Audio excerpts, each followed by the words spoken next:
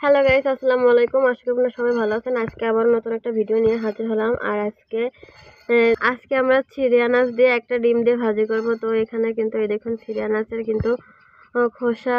তো এই দেখুন এখানে যে চিড়ে আনাজ যে পাতলা খোসা, এটা কিন্তু এইভাবে বটি দিয়ে কিন্তু এইভাবে ছাড়িয়ে নিচ্ছে। তো এই দেখুন এখানে কিন্তু চিড়ে আনাজ কিন্তু খোসা ছাড়ানো হয়ে গেছে। আর এর ভিতরে যে বিচিগুলো ছিল সেই বিচিগুলো কিন্তু ওই দেখুন যে বন্ধুরা ফেলে দিচ্ছে। আর এখন কিন্তু এইভাবে যে কেটে নিচ্ছে, এই দেখুন এইভাবে কিন্তু কেটে নিচ্ছে। আর এইভাবে সবগুলোই কেটে নিবে। এই দেখুন আমাদের কিন্তু চিড়ে আনাজ কাটা হয়ে গেছে। আর এবার আমি এগুলো ভালো করে ধুয়ে নিব।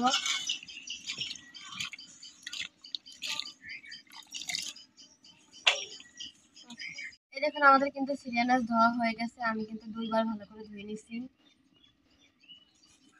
আমি চুলায় একটা কড়াই বসিয়ে দিয়েছি। এবার ধুয়ে রাখা চিড়ে আনাজ দিয়ে দিব।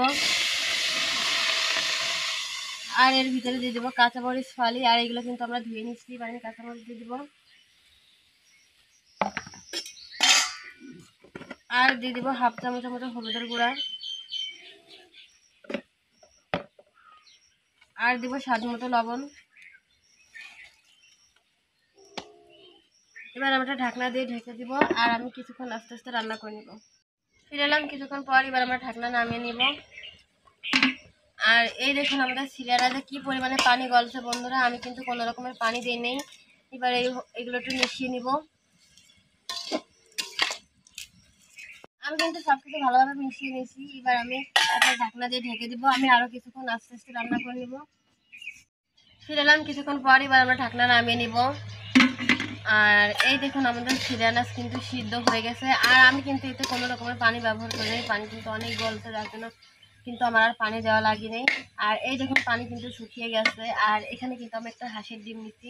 এবার আমি এই ডিমটা ভেঙে দিয়ে দিব।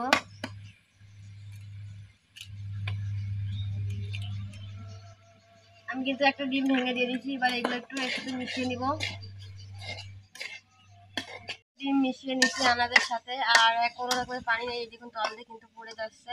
এবার আমি একটা বাটিতে নামিয়ে নিব।